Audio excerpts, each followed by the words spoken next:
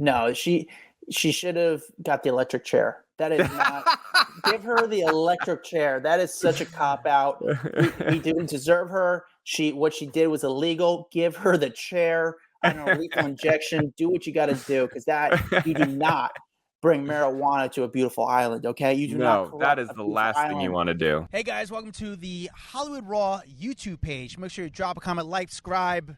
Do all the fun things. Follow everything. We're here to entertain you guys. What are you waiting for? Hurry up. Let's go. Enjoy.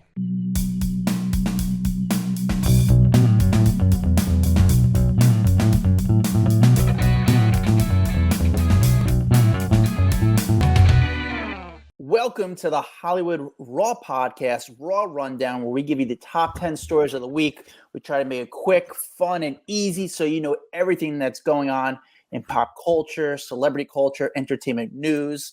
My name is Adam Glyn. I am the host, one of the hosts of the Hollywood Raw podcast. I have more than a decade experience in this industry. Dax, on the other hand, has even more experience. He's a black belt. How are you, sir? I bow to you. I'm good. And yourself? I am good. Weird week in entertainment news. Just a lot going. You know what's weird? So we record these on Thursdays, and then somehow Friday night, Saturdays, the world goes on fire. It's like a dumpster fire of entertainment news between the divorces, which we're all going to get into this week. The last 2 weeks have been pretty unique things going on in pop culture. So I'm doing well, man. How's everything? What's going on in your world? How is everything? I am a sweaty beast right now. I just got back from the gym, and you were like, we need to go. We need to hurry up. And so I am not showered. I'm glad that this is a remote podcast, or you probably wouldn't want to be in the same room as me right now. I got to make it quick and easy. I'm trying to run into Dave Matthews. Oh, that's a good one. You love Dave Matthews. I love Dave Matthews. Do you love Dave Matthews? I love Dave Matthews. Does he give good interviews, or I feel like it could go either way with him? No, he doesn't. And I mean, why are you going for Dave Matthews if he doesn't do good interviews? So to actually be more specific, the person that does do good interviews and actually does very well for me is the drummer of the band, Carter. And I know this is so random, but Carter gives great interviews. He's very interesting and unique, and I do very well with his interviews. Dave, on the other hand, is very eccentric. He's very he's just a very unique guy. He's kind of quirky. But he's also just Dave Matthews. He's the first concert I ever saw. It's probably one of my favorite bands. So I just love to see him, but I actually prefer to get an interview with the drummer. So yeah. Nice. You know what I saw the other day, by the way? Who? And I've seen her a bunch. Olivia Culpo. And it's funny to see her because I feel like I've been around her career for so long. I remember interviewing her when she won Miss Universe. Mm-hmm. And at that time, everyone was trying to get her. I remember Extra was trying to get her as a host, and she turned down Extra. I was like, are you nuts? You're turning down these roles? And somehow she was able to really monetize her fame, and she's her own celebrity in her own right. What is she doing these days, though? I feel like she has brands kind of just giving her a lot of money. She's become just like a celebrity for being a celebrity. She's also engaged to Christian McCaffrey, who's one of the best running backs in football. She's just developed. She's her own brand now. She's just pretty. And she hasn't aged. She still looks incredible. Interesting. Does she give good interviews? She's fine. She's not oh my God, amazing, but she's not bad. But there's, to be honest with you, I got her the other day and I asked her about her bachelorette party. She's like, I haven't actually even thought about my bachelorette party yet. But now I kind of want to get her on camera and ask her about her sister and her sister's breakup with the NFL player Braxton Berrios, because he's now dating Alex Earl. So that's been a big story because Olivia's sister has been kind of outspoken of how Braxton left the relationship. I guess it left on bad terms. So I just want to see what Olivia has to say about the whole situation. And she'd be like, I have nothing to say about the whole situation. Pretty much. But even that, I can make into a news story. All right, let's get to the Raw Rundown. But actually, before we get to the Raw Rundown, we read your reviews. We're not one of those podcasts that just ignores it. We actually appreciate and love that you do it because it really helps us out. We're not a Patreon. We don't ask for anything except for positive, good reviews. 5-star, go to iTunes and say a few kind words. We'll read your review live on air. Dax, do you have a review ready for us? I got one. All right, this one comes from Stop Being Gullible. It says 5 stars. Say no to cocaine beards. I don't care about pop culture, but I love this podcast. What a perfect... What were we talking about that day that we got into cocaine beards? Was it like someone had facial hair and then they started snorting cocaine and they came up and they had coke all in their beard? I don't remember what the cocaine beard was, but I remember us talking about it. Maybe I didn't shower or shave one morning and they noticed something. I don't know.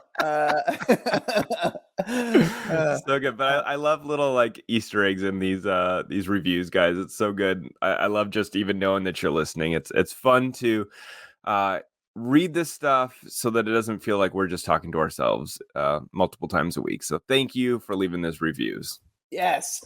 Let's get to it. The Raw Rundown top 10 stories of the week, starting with number 10. Number 10 is Maria Menounos welcomes a baby girl, and this is after years and years and years of infertility struggles. So they have a little daughter now named Athena, and she did a whole sit-down interview with Us Weekly talking about the process, this struggle was a very public struggle. She talked about, I think she did IVF 4 times. They had a surrogate at one point. The surrogate backed out. So she has wanted to be a mom for so long, and it has finally come to fruition, which is, I love these stories because I've said this to you before. I'm like, I feel like if someone really wants to be a parent, they deserve to be a parent. And I know that infertility and struggles like that can be so difficult to deal with, especially because she was even saying, like, I go to kids' birthday parties and I look around and I'm like, why am I here? Like, I get that these are my friends and I'm supporting my friends, but like, I don't belong. I don't have a kid. I can't have kids. And so for her to feel like she finally like has a place, she's a mom now, and I love that. And so she talks about the whole process of getting the surrogate and being in the delivery room and watching this baby be born. I don't know, I was just really excited for her. I think that it's cool that this has finally come full circle for her. Yeah, I feel like Maria, we've been hearing about for so long. It's been like the longest news story ever as far as covering Maria. Mm-hmm. Of her wanting to be a mom, and there was just so many things you almost like forgot about it. Almost became background noise because she had like health issues. Yeah. She has that tumor that they had found in her head, so that kind of like paused a lot of this infertility struggles. She's had quite the roller coaster of a ride after leaving E as one of their hosts. She does host a podcast now and everything. I'd love to have her on though. We'll see. Maybe one day we'll get Maria on. We were supposed to have her on recently, but then all of a sudden, I think this stuff, we're not going to have her on. Then she had a baby. Yeah, that's a good way of getting out of an interview. Yeah, if you don't want to come on the podcast, just have a kid. Actually, I'm going to be honest with you guys. I'm curious if we're going to have issues getting celebrities coming up with the writer's strike and the actor strike, because they're technically not allowed to do promote projects. Mm-hmm. So it's like a very dicey thing. It's a weird time because you want to have them on, and even I reached out to a couple big actors and just said, hey, do you mind coming on and talking about the writer's strike and the SAG strike? And people weren't even getting back to me, where I can see they're reading my message, but I think that it's such a weird time right now that they don't want to get in trouble because they don't even know what they're supposed to be, what they can and can't do right now. Yeah. And so everyone's just kind of in a weird spot. So I don't know when we're going to get an actor or a writer anytime soon. It's okay. We'll keep moving forward. All right. Number 9.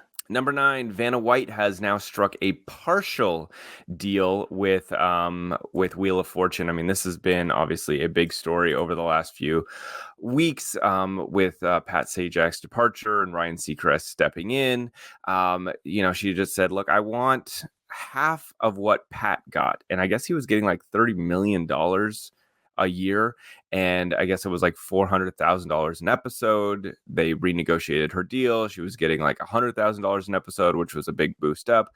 But they're still working on it because she was contractually obligated to a certain amount of shows. They did, I guess, the celebrity version ran out, but the syndicated version was still kind of in play. But she basically is saying, like, look, I want more money. You haven't upped my salary in like 18 years. And granted, she's making $3 million a year, but when she's making $3 million and Pat was making 30. I mean, there's a big discrepancy there. And so she wants to be compensated for her name, the time that she spent on the show, blah, blah, blah. I get it. And Sony, I think it's Sony. I don't remember if it's Sony. Is basically firing back and saying, yeah, well, Pat was overpaid, so we don't want to use that as the marker. So I hope she gets at least, it feels like she is being compensated fairly for what she's doing. And I granted people, I was reading the comments, are ripping her apart and saying, like, you literally touch a screen and, you know, you don't even rotate the letters anymore. But she's Vanna freaking White, and she is a staple on that show, and they should pay her for being a staple. I'm still surprised she didn't get the hosting job. Now, I understand Ryan Seacrest getting the job because he has a relationship with ABC. He's a great personality. He's well-spoken. He's got the great work ethic, and he's easy to work with. And he doesn't take away from the show. At the end of the day, the show's not about Ryan. The show's about him. Whereas Family Feud, Steve Harvey's like the show. Ryan's one of those guys who, you know, it's about Wheel of Fortune. It's not about him. But I was surprised that Vanna. Here's the thing. I thought that would be such a great fit. Vanna stepping up to the hosting gig on that. However, there were a couple people that wrote on the private Facebook group, off the record, join it if you're not there, that said she actually filled in and hosted a couple times, and they said it was kind of cringeworthy. So maybe that is more of the reason that it wasn't the best fit. Even though we in our minds think it would work, people are saying it wasn't good. Yeah, well, you know, I respect that and I understand that. I do think it's interesting that Vanna, I don't think it's interesting, but I do think, and I want your opinion on this, that Vanna is using the media to her advantage to get more money. For example, the TMZ tour bus caught Vanna White getting ice cream the other day, and she comes on the bus and says hi, and they ask her about it, and she goes quiet a little bit.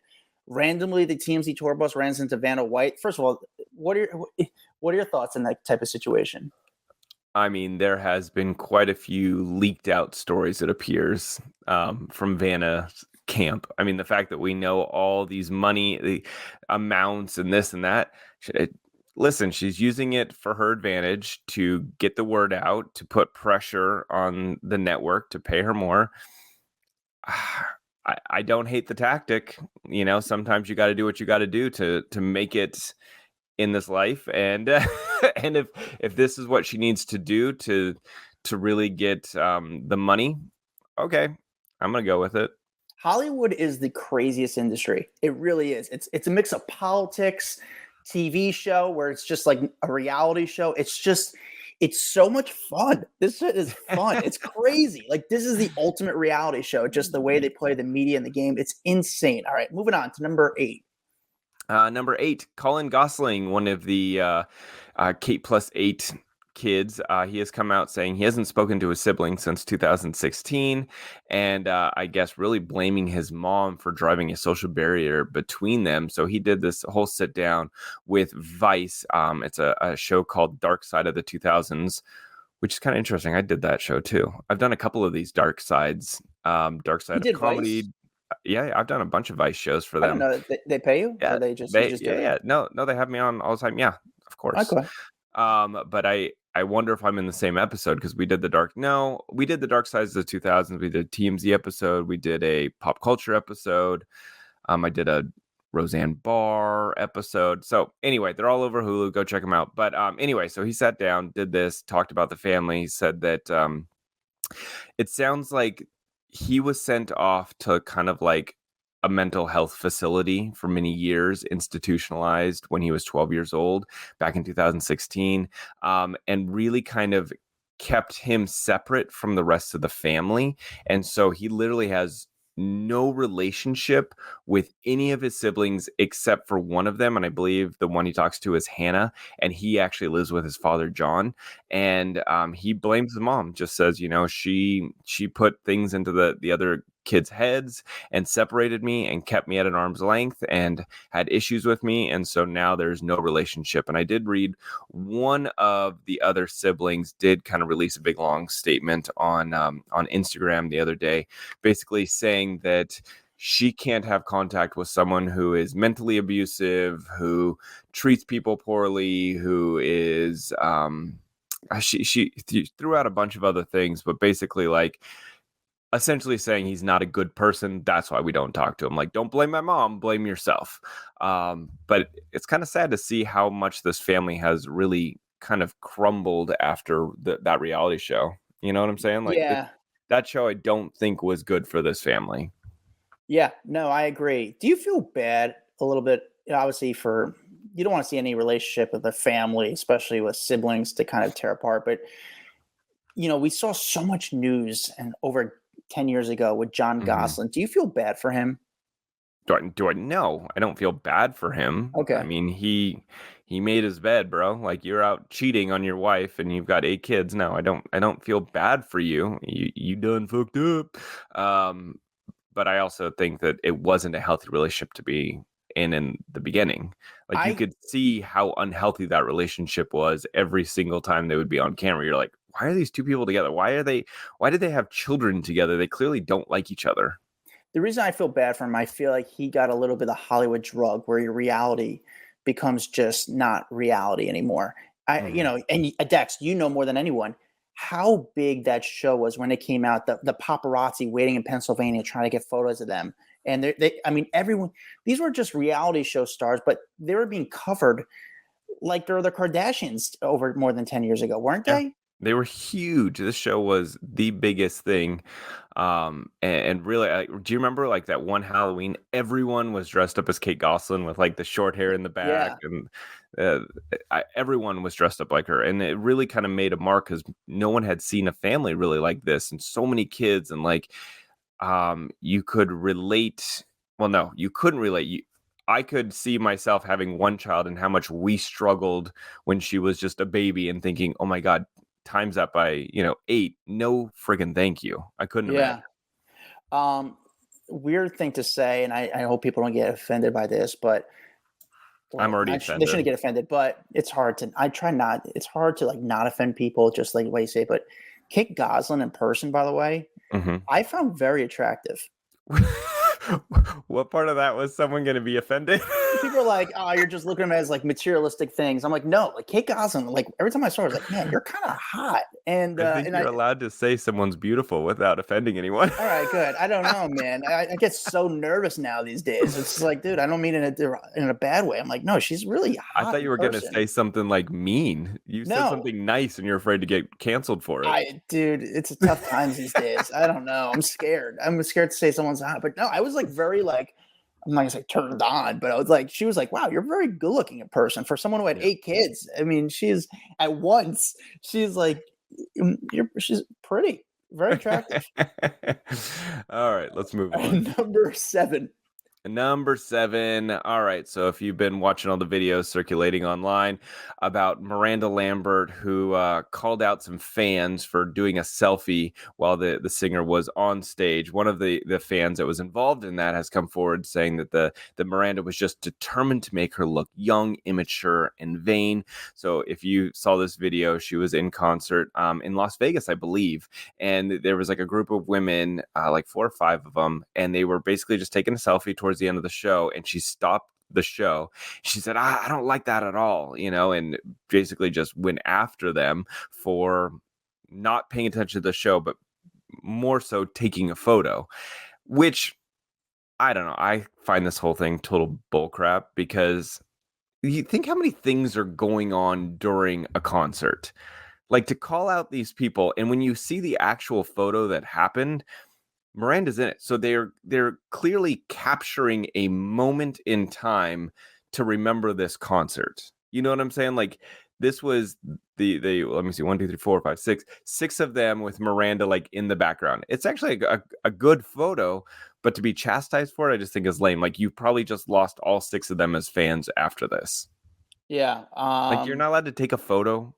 Like, everyone takes their photos. Come on.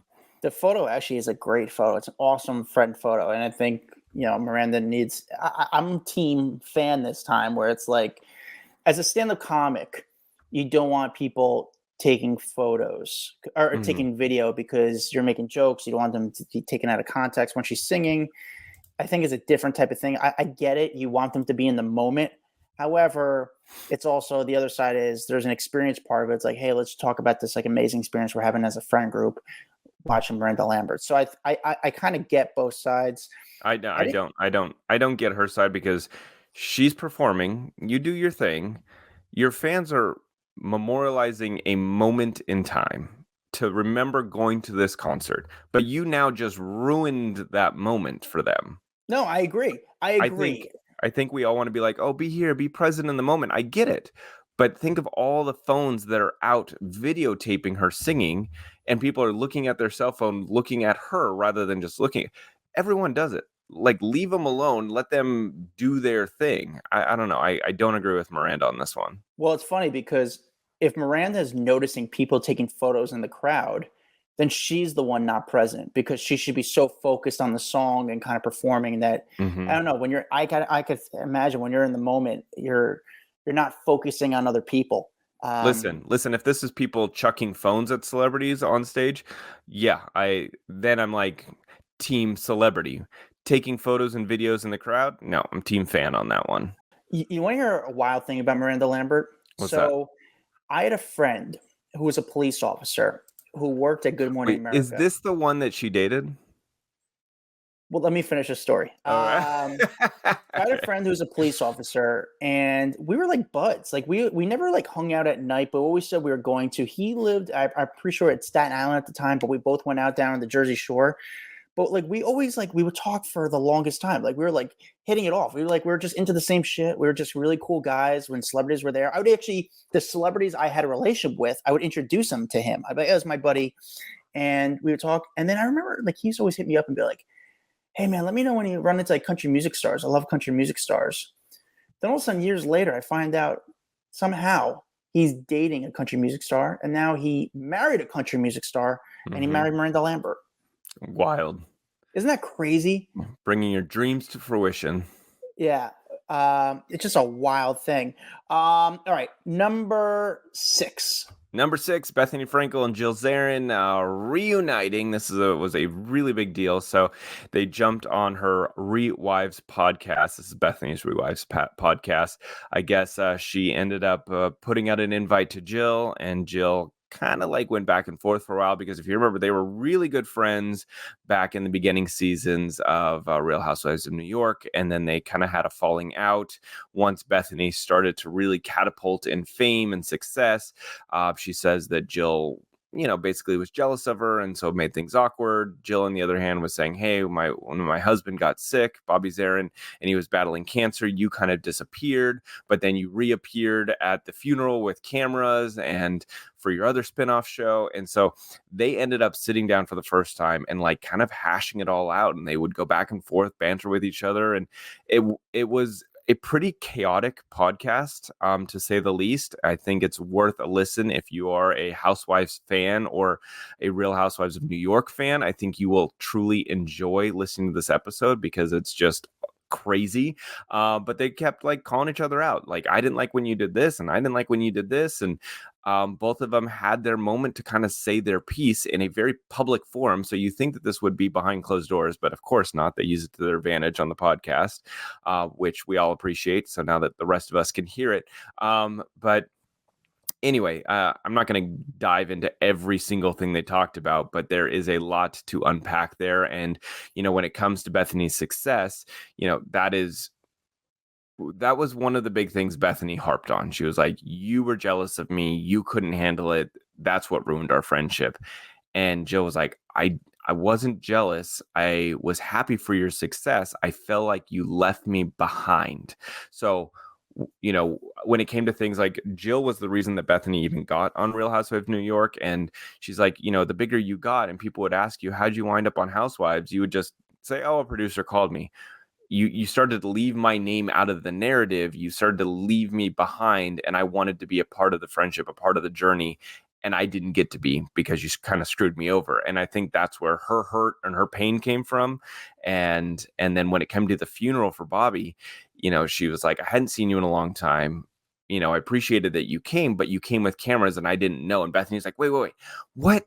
Of course you knew. And she goes, no, I honestly didn't know. And I tried to keep my cool because I've got cameras on me now, but like, that's not the time that I want cameras to see me. She's like, I'm kind of a vain person. I wanted I don't want to look like I'm crying in a disheveled mess, but you brought cameras and I went with it. And so anyway, it seems like there's a lot of miscommunication and stuff. And listen, it ended good. They brokered a ceasefire at the end of the day.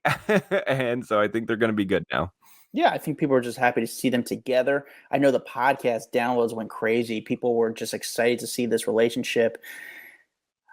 I don't know. I think they're both so real and they're both so honest. I mean, you see it just from Bethanny's Instagram story. She's so blunt where it kind of gets a little bit, I don't know, sometimes a little bit cringe because she's so blunt, but I think people are just excited to see these two kind of firecrackers kind of be in the same room and talk. And it was kind of like nice. And it was also like real too. I thought they didn't make Andy Cohen or Bravo look the best. I'll tell you that. But it was just sort of, it felt like from the pieces I heard, a very real conversation. Yeah. And if you, and we actually had Jill on.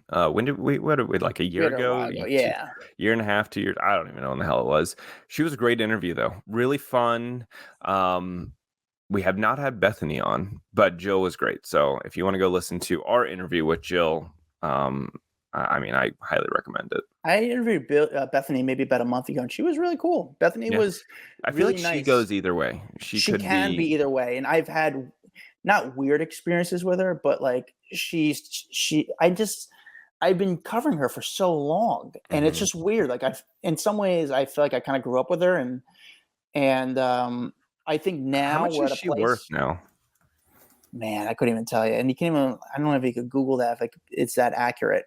Let me see if Forbes has anything, because obviously you can't really trust half of the other ones. Like, don't ever go to celebritynetworth.com and expect to get a real answer, because right now it says I've got like a $200 million net worth, and it's pretty accurate. Clearly that ain't true. No, it's pretty accurate with me. It says I'm $78, which is based on everything I have. It's $78, maybe a little rounding down a little bit. But I see a lot of news stories referencing around the 80 million mark, but I don't know if that's true or not. I think that's a little high. That's just my opinion. $80 million is like a different type of celebrity. She'd be different. She'd be having a different lifestyle if she had $80 million, in my opinion. Could be wrong, but yeah, that's it. All right, Dax, moving on to number 5. Number 5, let's see. Kanye West apparently is in a good space, according to Ice Cube. So Ice Cube was talking to Piers Morgan, and started to get into the whole Kanye, issue. I guess they've been working together, and he said, "Listen, I've been working with him," and he says that he's in a good space right now. He's in a good space after all of the craziness, his divorce with Kim, all the anti-Semitic rants, his new marriage with his wife is going well, and so he is trying to assure people, "Listen, I've talked with him, I've been around him, I can tell you he's doing well." And you know how I can tell he's doing well? He's not out every 2 minutes getting photographed and doing dumb shit. That's a good sign. Yeah, that's interesting. That's interesting because you remember how you can tell he's doing good. When he was at his worst, he was constantly out, constantly tweeting, constantly out, being in front of cameras, and I'm like, this is not healthy for him. He needs to go to Montana, close the doors, go away. And I think that is the healthiest thing that Kanye could do. And because we haven't seen him every day out, I'm going, okay, he must be improving. I wonder if he has a publicist right now, because we broke a story that he got rid of a publicist and he kept looking for new publicists. But I wonder who he's working with, or if he even has someone. But you haven't heard a lot from him lately, which is a good thing. Mm-hmm. But when he finally has to speak, I'm curious what he has to say, and if he's going to maybe apologize for what he has, or if he's going to double down on what he kind of spoke about. I almost wonder if it then brings the narrative back up. I don't know. I feel like he should apologize. I think knowledge and learning and all of that, people won't look at it as you're bettering yourself, so they can't look negative at that. So I would hope he apologizes, but I think he needs to also move forward quickly. Yes. Number 4, Lindsay Lohan gives birth to her first baby. I guess she is quote unquote over the moon in love. So they welcome their first child. This is with her husband, Bader Shamas. And they have a little healthy baby son named Luau, Luai. Louis? Oh, you, I don't Luai. know. Lua. Lua. I don't know how to say it. Anyway, so they got a little baby now. This has been quite the journey. Obviously, years ago, I was saying I couldn't imagine ever saying Lindsay Lohan was a mom. It just seemed like that would have been a very bad sentence to have 10 years ago. But she has grown so much. She's changed her life around. She's doing well. She's back into acting. And so I am on Team Lindsay Lohan to anytime someone betters themselves and wants to do good and changes their life around, I'm here for it. So happy for her. I know that this is something, it's been a big year between Paris Hilton and Lindsay and all these people that you never thought you'd have mom in the sentence, and they're doing great now. It's awesome. The son's name, Luai. It's in Arabic. It means shield or protector. That's what it means. But it's so nice to see Lindsay just happy. You don't really hear much about her, which is nice. I kind of like that she's just out living her life. Again, see, she same as Kanye. When they're not in front of cameras and they're not getting in trouble every 2 minutes, they're normally doing better in their lives. But I'll tell you what, last time I saw Lindsay, she was great. She was doing some project. I saw her in New York, and she was nice. We were good to the paparazzi. She was good to the fans. Lindsay is very good. I've always said this. Lindsay Lohan is an amazing actress, and I always said before, when her personal life is too big and is bigger than her professional life, overshadows her professional life, her work life, it's a problem for an actor. So I'm wondering if she's able to bounce back and become the great actress she once was and get those great roles. She's got a couple of movie deals with Netflix. So I think because the Falling for Christmas did so well, she now has like a 2-picture deal with them. One is like The Irish Wish, and then some other ones be released in like 2024. But this is good. Lindsay Lohan, no one wanted to work with her for a very long time. She was a pariah in Hollywood, and she was kind of like the death wish. You know what I'm saying? Like, you're going to get more stories on crazy Lindsay Lohan than you are going to get about your movie or, her showing up to the red carpet. So no one wanted to touch her with a 10-foot pole. Dax, number 3. Oh, by the way, Jamie Lee Curtis said that Lindsay, being her movie daughter, made her a movie grandma. So she thanked her. I think that's funny. That's cool. All right, number 3. Number 3, Sofia Vergara and Joe Manganiello divorcing after 7 years of marriage. This was a massive, massive story this week. Everyone was talking about the fact that they have separated. And it seemed very sudden, at least for the outside public. Like no one really saw this one coming. But I'm going to say I have a feeling a lot of people close to her knew that this was the case, but basically she has been over in Italy celebrating her 51st birthday, posting a lot of like hot photos in her bikini and out with her friends, and a lot of people started to notice, well, that's weird that Joe is not there. Like, this is your 51st birthday. Where's your husband? And so people started to suspect that something was going on between the two. Then news broke that they're splitting after, how many years have they been married? Not that many, right? Like, I don't know. It hasn't been that late. I'm going to say like, oh no, I said it 7 years. My bad. I said it in the top of the story, 7 years of marriage. But I did notice that Julie Bowen, her co-star from Modern Family, wrote on her image of her like in her bikini, and she says something about being single looks great. Single and looking great is on you. And I'm thinking the only reason she would write that is because she knew that it was going down that route. Because why would you kind of give a dig to Joe in that comment? Yeah. So my guess is they've been bad for a while. Yeah, I would love, I would love to hear. I don't know if we'll ever hear what exactly happened. I don't know if these two are the type of people where they would do interviews and kind of discuss what exactly went wrong in this relationship. Sometimes people just grow apart. I mean, who says something went wrong, or it's just They're both people just grow too hot apart. for each other.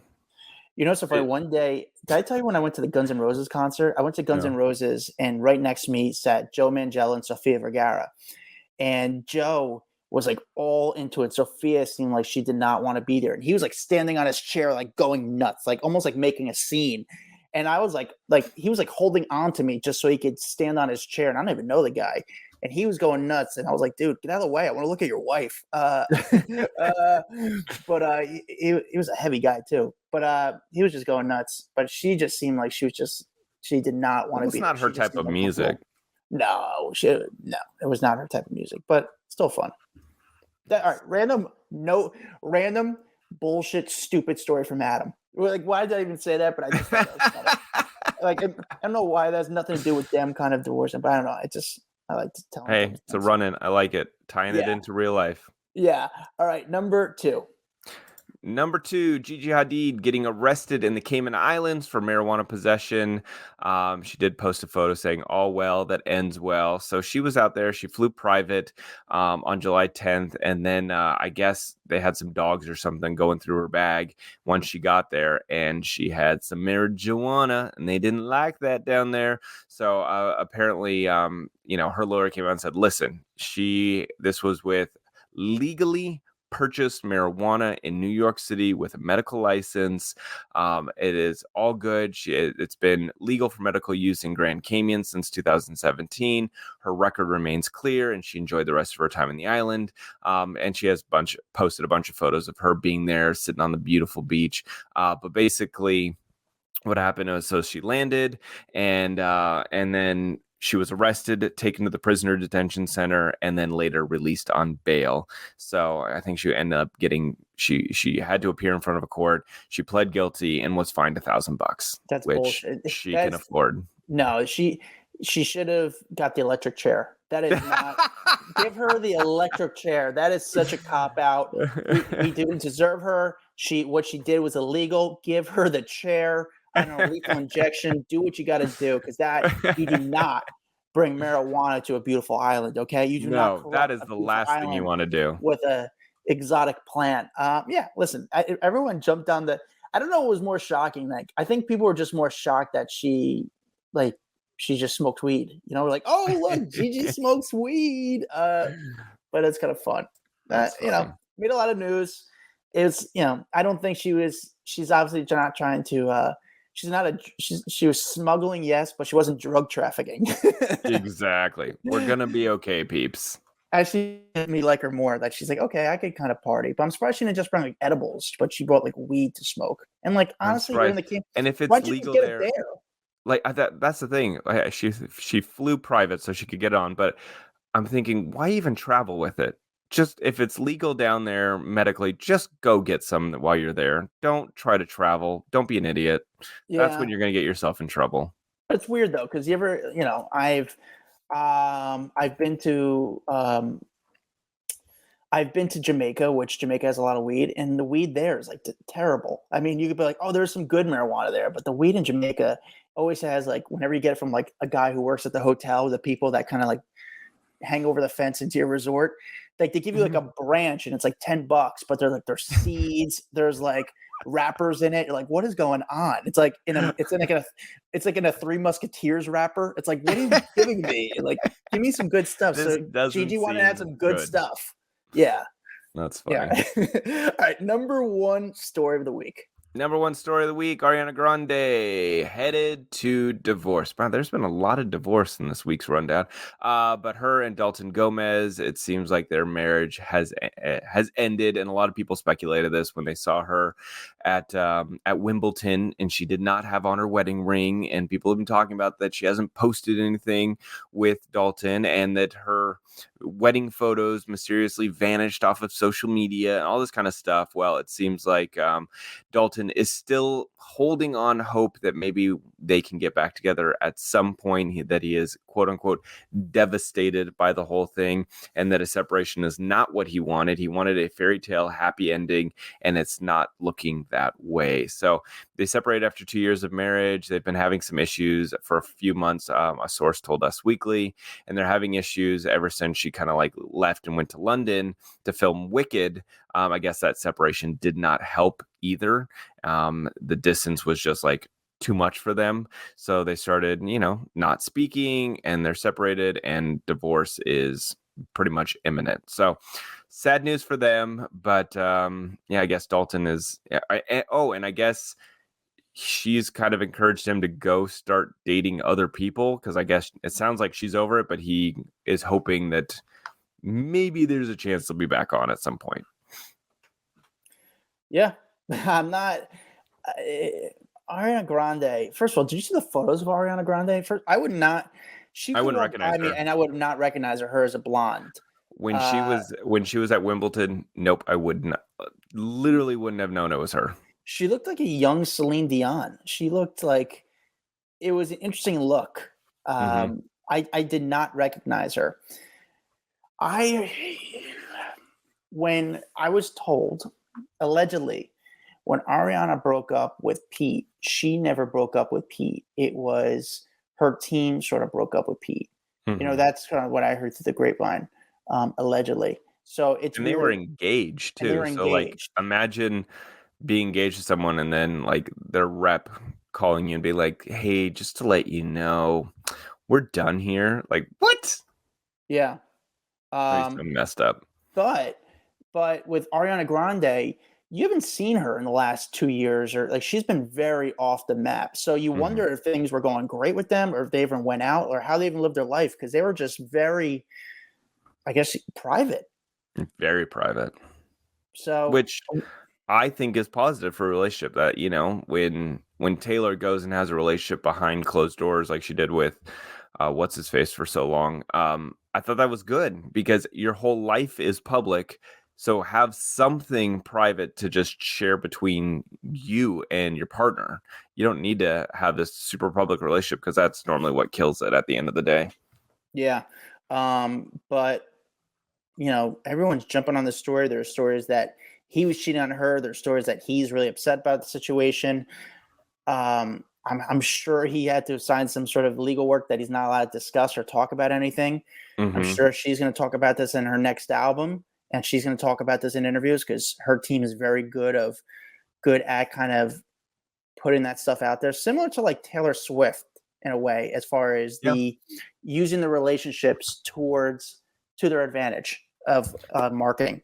How many blogs do you think used "thank you next" in their headline when writing about this divorce story? How many is that? Is there actually a story about that? Because I can only imagine it's been a lot. I just picture like your brain immediately goes to it. So I'm like, oh God, how many people did the pun? How many people, said it? How many people needed to make that reference? How long Dax were they married for? 2 years. Okay. I don't.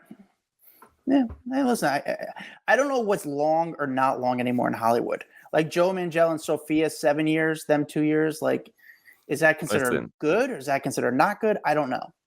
And honestly, at the end of the day, it's not, divorce happens. It's nothing to be ashamed of. It's just, it is what it is. It's just, you want people to be happy. Sometimes they're happier not together. I just want everyone to have a Goldie Hawn Kurt Russell relationship. That's what I want for everyone. So not married and just happy, or what? Not married, just happy, living their life together forever. I love them. I get it. I think that's awesome. Well, let's end on Goldie Hawn reference. And but thank you guys for listening. If you're on YouTube, thank you for watching. Like and subscribe. It helps us out. Make sure you guys leave a review on iTunes for us. Just put in Hollywood Raw Podcast. Go all the way to the bottom. That's where you can put in a review, and we'll actually read your review live on air. Follow us on TikTok, Instagram, Facebook. We have a private Facebook group called Off the Record. Join it. I promise you, it's really a lot of fun. Follow me at Adam Glyn. Follow Dax Holt at Dax Holt, Holt. We'll see you guys next week. Bye. What's up, guys? If you like that video, there's plenty more where that came from. Make sure you like, subscribe, hit the bell so we can just feed you all the goodness daily. Hurry up. Come on, let's go.